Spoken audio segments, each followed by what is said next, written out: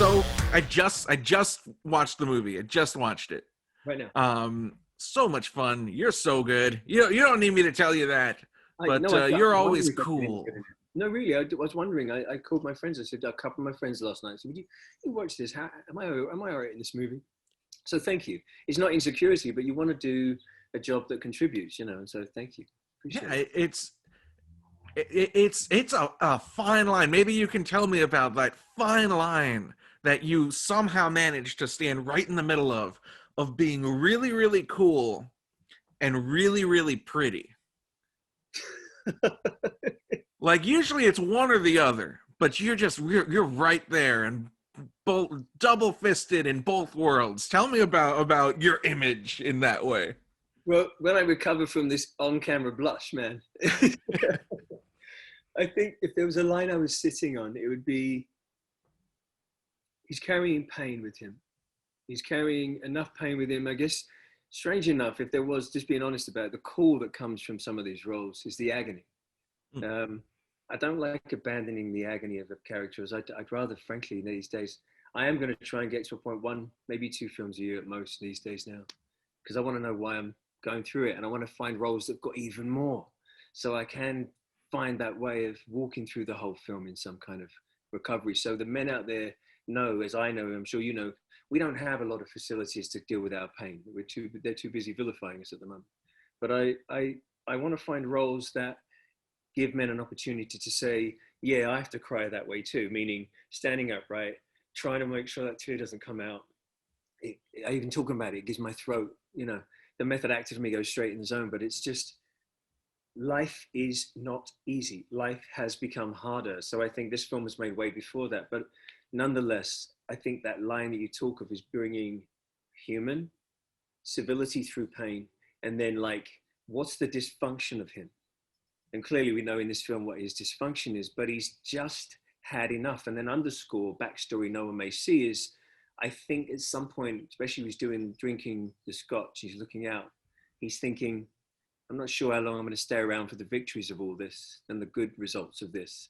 I think he may even privately not mind the idea of someone at some point getting in the way of something so he can be with his family. But he's finding those lines of letting that bring the call. Because if cool is ever tried to be achieved by being cool, it's going to be hard watch. It's about, I think cool comes from being able to speak through the loss of our mothers, our loved ones, our wives, our friends, our fathers, our children, not seeing how it's like every role I'll ever play will have even more human in it because there's more human in me today than there was a year ago. So that alongside some cool moves, Krav Maga, Kung Fu, boxing, I can do a few of these things. I throw shapes, man. Is that what martial arts is? Is throwing shapes? I'm trying to self-deprecate. That's it. I know. You said I was cool and pretty. For the rest of the conversation, I've got to give myself a hard time, don't I? Sure. Well, you mentioned, feeling like, oh, I'm going to do one or two movies a year instead of, when you're at your most prolific, but maybe not getting the chance to dive deep into that. Do you feel like just in your career, is there ever a point, where you're like, oh, I need to keep on churning these out, otherwise they're gonna pass me by or they're gonna forget about me? And tell me about like coming to terms with like, hey, I'm enough. I'm gonna do what I'm gonna do, and you're gonna have to deal with that. Well, you're a cool dude, man. I keep been meeting some people on this journey of interviews lately, and in this time, and I'd just say we're in the same room, dude. Let's have a beer together because good people I see clearly. I'll be honest with you. You know what it's more about? It's during this time, about a time to sit with my meditation, sit with my faith. I've just gone through a divorce of 32 years. My mum left a couple of years before that. I love acting. To clear it up is, I've never said this, but to clear it up, I love acting. I've got two guitars over there. I can pick up a guitar and play it. I've got a handpan over there, paintbrushes, whatever. You can't act without a set. Without a set, you can't act. You can, but you're going to look like that strange dude standing in the corner of the room talking to yourself. I've been that person. I am that person. I just don't do it in front of anybody, And it's not as fulfilling when you hear the word action beforehand. But well, maybe it can be actually. But the long and the short of it is, I need to, and I'm going to be honest. I did film because I loved it. I haven't been remunerated particularly with it. I want to make sure I am, so I can both put time before, during, and recovery afterwards. I want to say I do it because it enables me to rest afterwards, because the physicality is involved, not just the fight. That's not what I'm looking for. I'm looking for that if it's ensconced within the story. But I also want to know, what does it sit alongside me as a human, me as a man? You know, the songs, the writing, the paintings. You know, book come out just a couple of days ago, straight into #2, an audio book. Really proud. It's a spiritual kind of thing. No, it's a self-discovery kind of thing, really. But again, why am I going through? I'm about to step on set with snot and tears. Why? Why? And then if instead of doing 4 movies a year, I do say 1. I get to know why. I get to paint. I get to have a life, and the human side of me, and the recovery of losing Mama, my best, one of my dearest friends on earth now, my ex-wife. But you know, changes in life, pandemic, not doing, like, as soon as the pandemic hit, my job, my vocation stopped. So I was like, oh, I love doing that, you know. So there's so many emotional ramifications of this, and that has permeated me, my soul. And when I read stuff now, I'm like, it would be fun, but I don't think I'm going to do it. So it's changed definitely the thinking of the human, which then obviously has, because I don't have ambition. I don't think about my career. I just think about, is it fun? But also most of my days about how can I do something that might make people feel less sad or lonely at the moment. I feel really driven to that. Sure. I'm thinking about what's, you know, so many people know you from, you know, the different avenues in your career. You know, I told a couple of people who you know, I was going to be talking to you, and they're like, oh, I love this, or I love that. Yeah. And tell me about, like, you know, when you decided, or when the tide just went to, like, hey, you're going to be doing movies. Was it, you know, was it as simple as, like, Guillermo being like, oh, I want you to do this, I want you to do this part, or like, what was, you know, did you have to convince him to take a chance on you? It's like, oh, this rock and roll guy wants to do a movie, what are you talking about? Like, It's well, no, what happened was I came to LA. I'd just been through a very tough deal. I'd lost millions and millions and millions of dollars through a very unfavorable deal. Had to start again. Took me about 12 years to get to zero, because big multi-million-dollar mess, and I'm trying to clear it out with a spoon in theater. So I got that done. I came to LA and I allocated some funds, try to keep some for my wife and family, keep them safe. And I said, I really don't, I want to be on the stage again, but not a wooden stage. I want to be on the world stage if I can. Not for ego, but I just wanted to make sure, just one of my dreams. So I auditioned in LA for 2 years before. I just, sometimes 3 auditions a day, people sitting like this, legs crossed on their phones, like, tell me about you. How long do you need? 10 seconds. I'm like, I got too much. I just best not say anything. I said, let's get on with it, because I can't really summarize my life in 10 seconds. So it's 2 years of auditions will humble any man or woman. I bet. You got to get over yourself to do that. So I did. You know, actors are not loved in Hollywood by many people. You're not, you know, you're loved once you're in the role, but you know, you're certainly not be fun. I'm not shy to say it, but I think I was made to do it as long as I could. Thankfully, Guillermo said, what happened there? I went into the meeting with him, and he'd asked the casting director, who was lovely, but just said, can you leave us to ourselves? Just want to sit with this man. So he'd given me the script the night before. I just auditioned for Zigzag with John Leguizamo and Natasha Lyonne before. I had my first American film. I landed. 10 minutes in the car, get a phone call from my agent. What did you do in the room? I'm thinking, I didn't do anything. He said, Dave, you've got the role. That David Goyer, great friends with Guillermo, as we all know, any geek boy, nerd boy out there doesn't know it, like, excuse me, you know, we need to talk. But, you know, he said, read it, let's talk.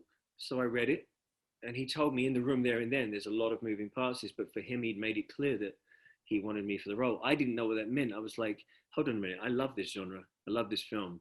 What do you mean and then I got the role 10 weeks later. But it didn't happen. And then what's happened, the roles I've had, I've been covered. So it's been an interesting career. And I like them. By that time, I love acting. And then sometimes I'd be asked to do things I didn't want to do. It's like every villain that ever out there. And as soon as they're maniacal and they just want to take over the world, I could care less. I don't want to play that guy. It's not as interesting as It's not something even in interesting. here. It's not as not interesting. It's not interesting. Playing a man that wants to rule the world for his own personal gain is like, well, I'm definitely not the right guy to call, guys. But it's pain overcoming the father thing and the betrayal and knowing his father's embarrassed of him and disgusted by him. It's just, how do you know that of your father? And you were the one that forced this upon me? You know, there's an issue. Thank you, Mr. Del Toro. But, you know, it was a fight. It was a struggle to get those roles at the beginning. And to this day, you know, I get offers often, but the big movies, they come along once in a blue moon when somebody thinks I'm right for it, and I'm okay with that because luckily I've got stuff to keep myself busy. But I don't find those other kind of roles interesting anymore at all. Sure. I get the impression just from talking to you that you're the lovely kind of fella who people would want to work with again. And looking at your IMDb, you know, your new movie that we're talking about, Hollow Point, is not your first collaboration with Daniel. And, you know, you obviously worked with Guillermo multiple times. And you've worked with Christian Sesma a bunch of times. Lovely. I've interviewed him a couple of times. He's a lovely fella. You know, is just tell me about working with the same directors multiple times and developing a rapport and kind of not pulling the old "do you know who I am?" and then they don't want to work with you anymore. I got a great story. Michael Caine, who's one of my favorite actors, and truthfully, one of the most genuine, beautiful celebrities I've ever met. Like everything I hoped Michael would be, he was and is. Um, I I think being a gentleman is important. Um, I don't want to have to tell people what I've done because if I do, then they don't know they're working with. That's disrespectful. And I mean that in the sense I've got experience. I can work fast and hard, but I also keep my eyes open really wide for the director in all regards because I'm a director myself. I'm also when I'm doing shows in concerts and they're big multi-million-dollar things, they have to have responsibilities to make sure they're managed right. You know, so I think one of the reasons is that I don't walk on set as the lead actor. I walk on set as the director's main ally. I walk on set as the guy that I'm a secondary, like, really? Someone's being a brat.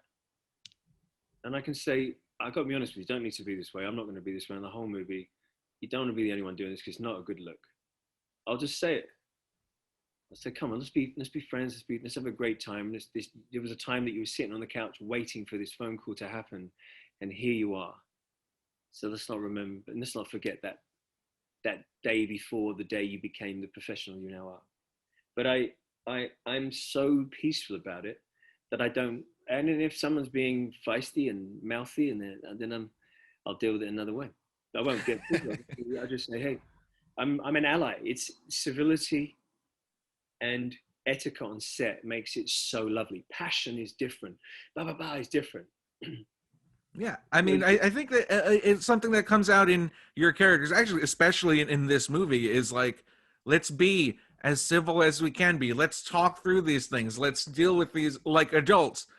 And then, you know, in the event that it happens to not come across, then all right, then, you know, the shirt can come off. We can be macho. I can arm wrestle you and, you know, beat the shit out of you. Not even that. I mean, but you know, when the director has to make a decision on something that's hurting them.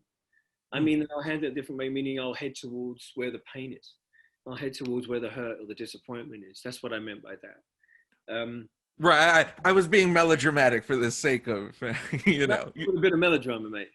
Isn't and listen, without that, there'd be no opera. Would be, you know. But I agree. I think it is about sometimes also knowing when to stand strong as a man in silence, even just in not moving and saying, this is not right. It's, you know, it's about gratitude. Gratitude fixes a lot of things. And I think maybe one of the reasons why directors like me is I can get really passionate.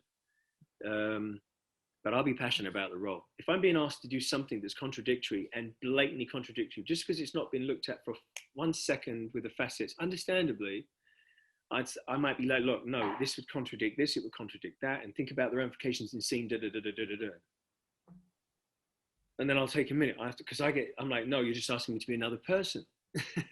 So it would feel I won't be me. So, but that's directors normally love that kind of troubled intensity because it means you're lost in a world of of another world right now, and that's how it should be. I think that you should be lost and ensconced in film. It's glorious. It Yeah, really is. there is that. I'm thinking about that conflict of when, you've got the script of a movie and you've got the director who needs this and this and this to happen just logically. And then you've got you who are like an ambassador for this character on the page. And like you force yourself to understand them perhaps more than the viewer ever will. And the writer even. You end up Hmm. because and what happens is you also know that if it's not right, they won't be talking to the writers and that they'll be telling what they thought was rubbish about what you did. And I Right. think it's there's a responsibility to say to the director, please understand the reason this is bothering me is because, so he knows that all the passion coming from there is to do with this man that's not my name. And so, yeah, and then if he says, but remember, if we do that, and I'm going to do this and cut it, I'm like, okay, but then you discuss what needs to happen to achieve that. So it's maybe not exactly was, but that conversation happened, and because it happened, you find the right beat, and you come together to do it. It's good directors can see passion for their project, and they get warmth and comfort from it. I think Del Toro sees me dive in like I lose myself where my body and my needs are secondary to a character of that depth. So, and I think he appreciated me for that. I haven't seen him in a long time, but he changed my career, and I'll always have great love and respect for him for that. Yeah, I mean, it takes a special kind of guy, especially since we were talking about the cuteness, the being super cute, um, to go. All right, I'll cover myself in this role. I will cover my face. Fine, sure. I was asked to do. They offered me Frankenstein or Victor when it was local when we were doing that, and I Mhm. asked for the creature. The thing about it is, it's not like it's not feeling more validated by my face or not my face. I just listen to them. You see me in the morning, I'm one of the scariest things you've ever seen. But I look like Tales of the Crypt, and the story today. But I'll be honest with you, it's about the freedom that a method performance gives you with or without makeup. Um, Obviously, say with Nawada in Hellboy, there was ways to make him move. I'd used to cross my legs and rotate. I'd open to turn to frame so it seemed like he was floating. I wanted to create this almost ethereal movement that was not physically possible for us humans. But the deeper you go, the journey you go, then when I sit with, say, fanboys at Comic-Con or wherever, or fangirls, and I go, boom, I'm an honorary member. I sit with them immediately, and they know that I care as much as they do. And I always tell people, for example, with the genre fan, if you don't have answers for them, they'll string you up. But but that's what makes them so, because when you make a character for that audience, you know you must go as deep as you can, because then you'll have their wonderful debates for years to come. It's fun. It makes it so enjoyable. It's a fun journey afterwards. Yeah, and I think it's the mark of a good actor. It's just like you have the answers to those questions So you should. that the fans would think of, but aren't necessarily on the screen. But like they are, just because they're inside you. You And know also, them. the movies exist, and what it does, the fan has often given me, of not me, but of the role, an expansion even further of my understanding, which then does the domino effect to a few more. You think, wow, that question opened up those answers for me as well. You think, wow, this is huge. Yeah. Well, thank you so much. It's been a treat and a pleasure to get to talk to you. Hollow Likewise, Point, really cool movie. You've got a soul in it, and you get to kick some ass. cake on top. All right. Well, thanks so much. I'll catch you on the next one, I hope. Big love to you, and please, yeah, let's do that again for the next one. Take care of yourself.